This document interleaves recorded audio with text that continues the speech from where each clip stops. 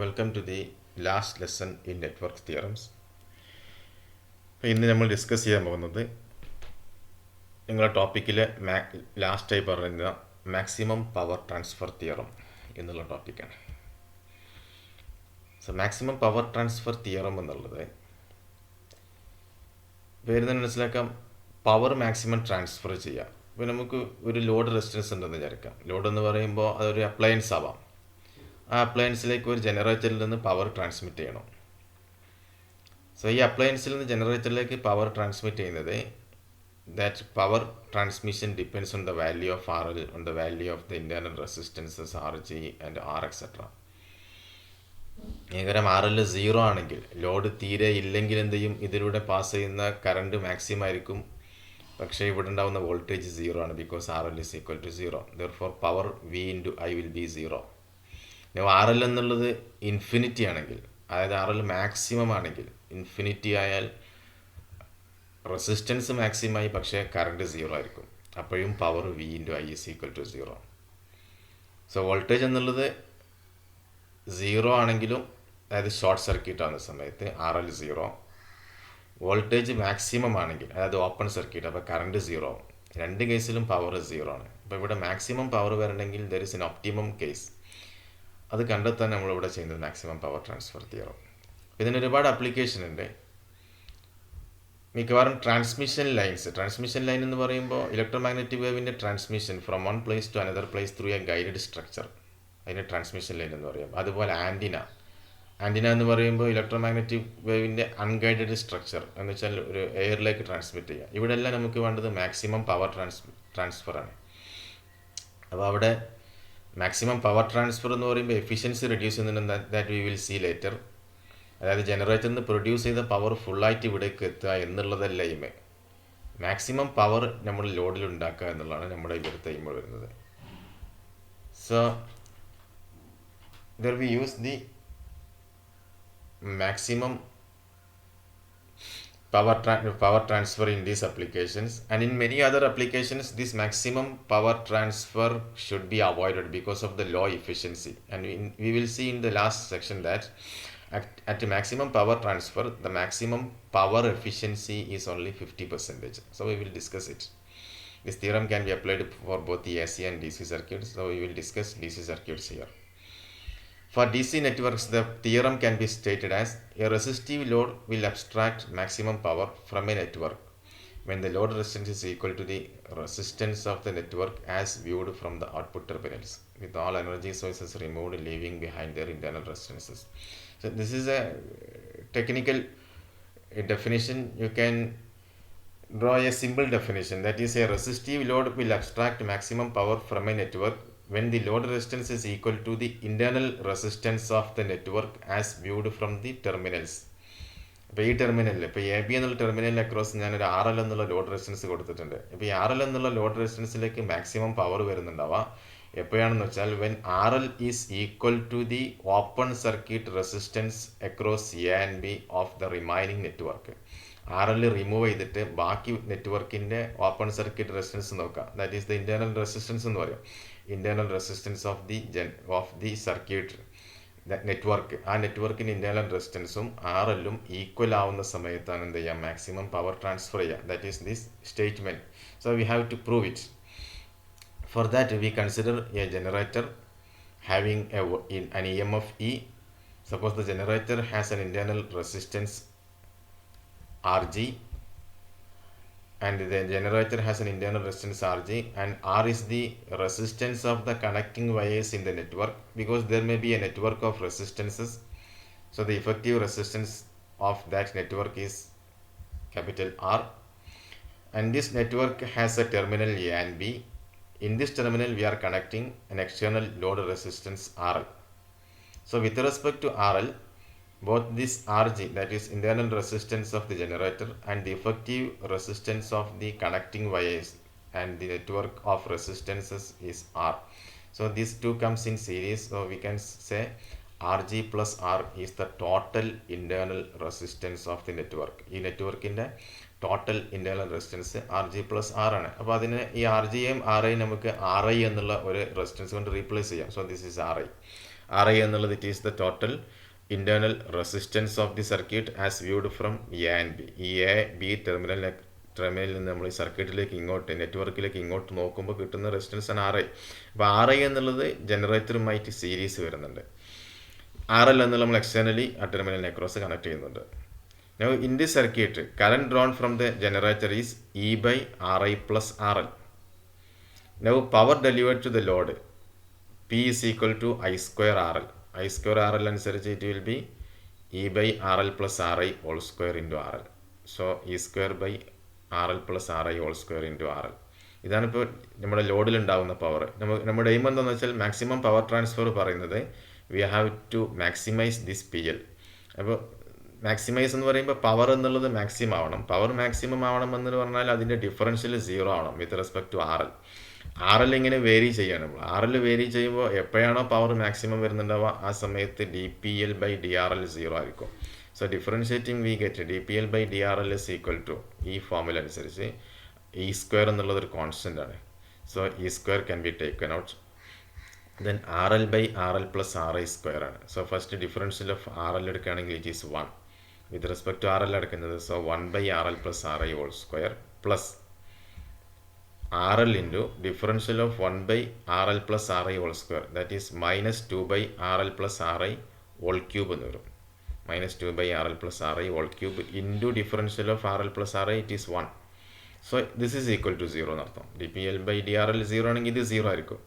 It means that E square into 1 by RL plus RI whole square minus 2 RL by RL plus RI whole square whole cube is equal to 0. It means that 1 by RL plus RI whole square minus 2 RL by the same step is there. That means RL plus RI minus 2 RL by RL plus RI whole cube is equal to 0 because we are taking the LCM. അപ്പോൾ ഇതിൻ്റെ LCM എന്നുള്ളത് RL plus RI whole cube ആണ്. അപ്പോൾ ഇവിടെയും RL plus RI കൊണ്ട് multiply ചെയ്യുക, ഇവിടെയും multiply, അപ്പോൾ അത് RL plus RI whole cube ആവും. So we get this one, it is equal to 0. ഇനി ഈ ക്വാണ്ടിറ്റി 0 ആവണമെന്നുണ്ടെങ്കിൽ അതിൻ്റെ ന്യൂമറേറ്റർ 0 ആവണം. ഇവിടെ ന്യൂമറേറ്റർ എന്നുള്ളത് RL plus RI minus 2 RL എന്നാണ്. അപ്പോൾ RL minus 2 RL minus RL എന്ന് വരും. So it means that RI minus RL is equal to 0 or RL minus RI is equal to 0 or RL is equal to RI. So this condition DPL by DRL, that is maximum power consumption by the load, is possible only if the load resistance is equal to the internal resistance of the network as seen from the load terminal. This is actually the statement of power transfer theorem. So we have proved the maximum power transfer theorem. Now this is the condition for maximum power transfer, that is RL is equal to RI. But under this maximum power transfer, the maximum power transfer to the load will be is equal to PL max. It is equal to E square RL by RL plus RI whole square. That is equal to E square RI by RI plus RI whole square. That is E square RI by 4RI square, or that is equal to E square by 4RI or E square by 4RL. So this is the maximum power that can be delivered to the load. Now what will be the efficiency of power transfer at maximum power transfer? Because at maximum power transfer, efficiency is the power delivered to the load divided by the total power generated from the generator. So here it can be taken as PL max, that is the maximum power delivered to the load divided by the PG, that is the power generated by the generator.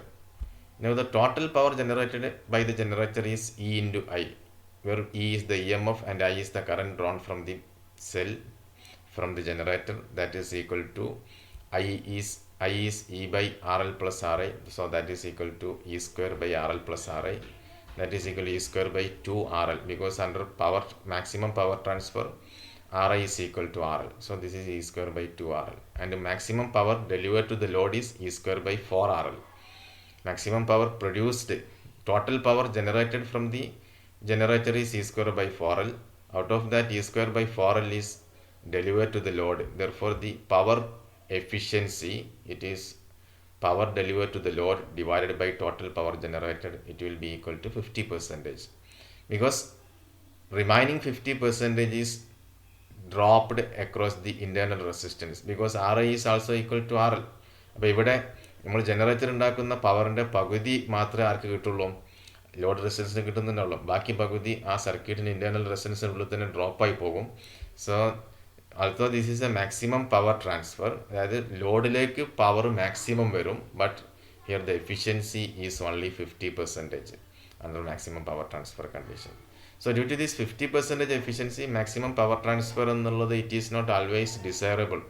It is desirable only if the power amount of power is negligible and maximum power transfer is the required aim.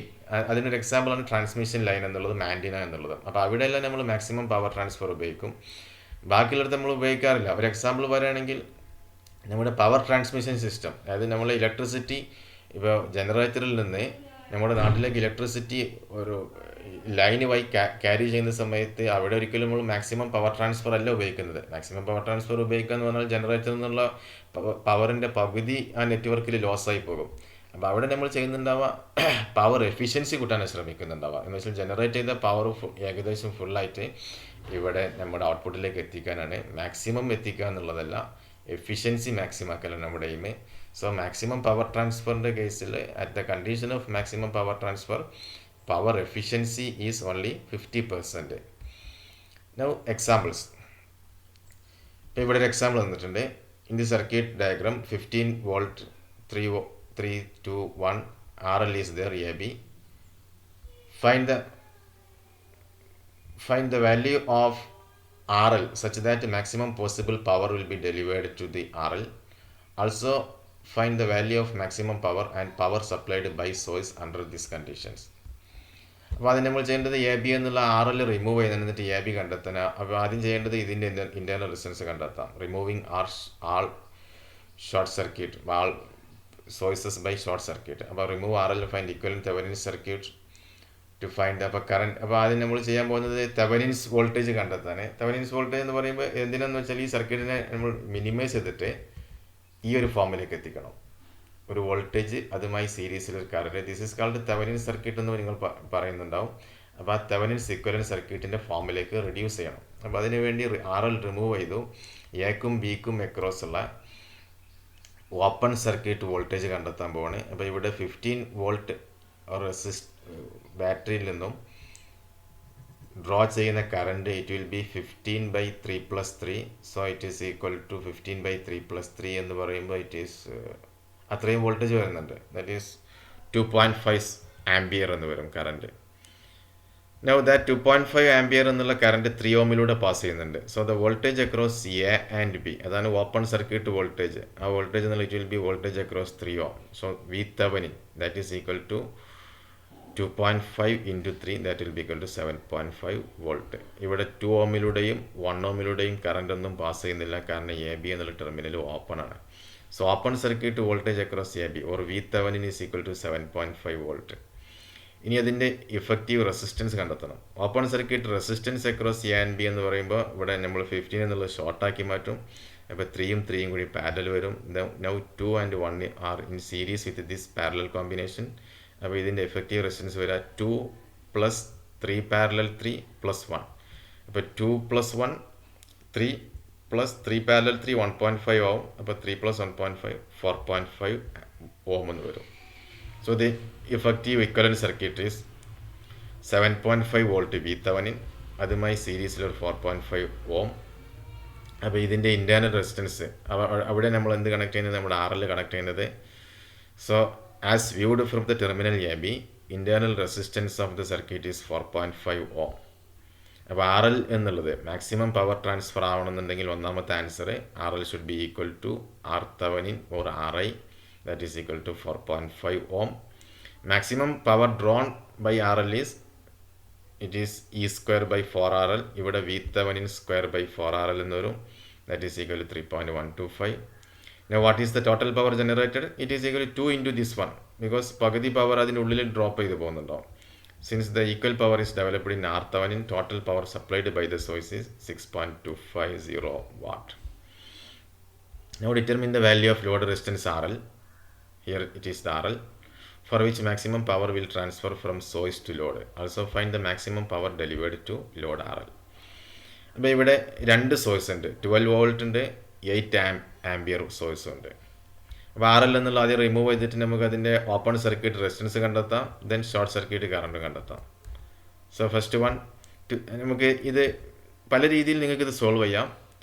അപ്പം ഞാനിപ്പോൾ solve ചെയ്യാൻ പോകുന്നത് ഒരു volt that is സോയ്സ് conversion idea വെച്ചിട്ട് solve ചെയ്യാണ്. You can solve in any other method. സോയ്സ് conversion idea എന്ന് പറയുമ്പോൾ നമ്മൾ ഈ സർക്യൂട്ടിനെ ഒന്ന് സിംപ്ലിഫൈ ചെയ്യാണ്. ഇവിടെ ഈ 12 വോൾട്ടും 6 ഓമും കൂടെ ഒരു സെല്ലും അത് സീരീസ് ആയിട്ട് ഒരു റെസിസ്റ്റൻസും വന്നിട്ടുണ്ട്. അതുപോലെ ഇവിടെ ഒരു 8 ആംപിയർ ഉണ്ട്. അപ്പോൾ നമുക്ക് ഈ ഒരു വോൾട്ടേജ് സോഴ്സിനെ കറണ്ട് സോഴ്സ് ആക്കി മാറ്റുകയാണെങ്കിൽ ഇവിടുത്തെ കറണ്ട് സോഴ്സും ഇവിടുത്തെ കറണ്ട് സോഴ്സും കൂടി പാരലലായി മാറും. അപ്പോൾ അത് രണ്ടും കൂടി ആഡ് ചെയ്യാം. അപ്പോൾ ഇതിന് ഈക്വലൻ്റ് ചെയ്താൽ കറണ്ട് സോഴ്സ് എന്ന് പറയുമ്പോൾ 12/6 it is 2 ampere in parallel with 2 ampere 6 ഓം. അപ്പോൾ ഇതിനെ 2 ആംപിയർ 6 ഓം എന്ന രീതിയിൽ നമുക്കൊരു കറണ്ട് സോഴ്സ് ആക്കി മാറ്റാം. നിങ്ങളെ സർക്യൂട്ടിലുള്ള 12/6 എന്നുള്ളത് it is 12/6, that is 2 ampere 6 in parallel. So this is a equivalent current source. ഇനി ഇവിടെ പറയുകയാണെങ്കിൽ ഈ 2 ആംപിയറും 8 ആംപിയറും കൂടെ പാരലൽ ആണ്, because they are connected in parallel. അപ്പോൾ 2 + 8 അത് 10 ആംപിയർ എന്ന് നമുക്ക് പറയാം. അതുപോലെ ഈ 6ഉം 2ഉം കൂടി പാരലൽ ആണ്. അപ്പോൾ അതിന് ഈക്വലൻ്റ് ആയിട്ടുള്ള 6 × 2/6 + 2 ദാറ്റ് ഈസ് 12/8 എന്ന് പറയുന്ന ഒരു റെസിസ്റ്റൻസ് ആയിട്ട് റീപ്ലേസ് ചെയ്യാം. So the circuit will be that is 1.5 ohm, that is 2 parallel 6 പിന്നെ 10 ആംപിയർ. നൗ ഇതിന് ഒന്നുകൂടി സോഴ്സ് കൺവേർഷൻ വെക്കുകയാണെങ്കിൽ we can convert in to a voltage source in series with 1.5 ohm. So ഇവിടുത്തെ കറസ്പോണ്ടിങ് വോൾട്ടേജ് എന്നുള്ളത് ഈ ഒരു circuit മാത്രം നോക്കുകയാണെങ്കിൽ, അതായത് കറണ്ട് സോഴ്സ് അതിന് പാരലായിട്ട് 1.5 ohm. So the corresponding voltage is 10 into 1.5, 15 volt. അതുമായി സീരീസിൽ 1.5 ohm. So 15 volt to 1.5 ohm. So this is the equivalent current source. Now we have reduced the circuit into the equivalent Thevenin's form, because 15 volt 1.5 ohm our RL is there. Now RL remove ചെയ്യുകയാണെങ്കിൽ ഈ സർക്യൂട്ടിൻ്റെ internal resistance എന്നുള്ളത് it is 1.5 ohm. So maximum power is transferred to the load when RL is equal to 1.5 ohm. Now current through the circuit is I is equal to 15/1.5 plus 1.5, that is 5 ampere. Therefore the maximum power transfer is I square into RL, that is 5 square into 1.5, that is 37.5 watt. നിങ്ങൾക്ക് വേണമെങ്കിൽ ഈ maximum power ട്രാൻസ്ഫറിന് എന്നുള്ളത് maximum power എന്നുള്ളതിന് ഈ ഫോർമുലയും ഉപയോഗിക്കാം direct ആയിട്ട്. This formula that is V⁻²/4RL. അപ്പോൾ ഇവിടെ വരുന്നുണ്ടാവുക V⁻²/4RL എന്നുള്ളത് ഇറ്റ് ഈസ് 15²/4 into RL എന്ന് പറയുന്ന ഫോർമുല. അങ്ങനെ വേണമെങ്കിലും ഉപയോഗിക്കാം. that will also give the same answer. So thank you for watching this video.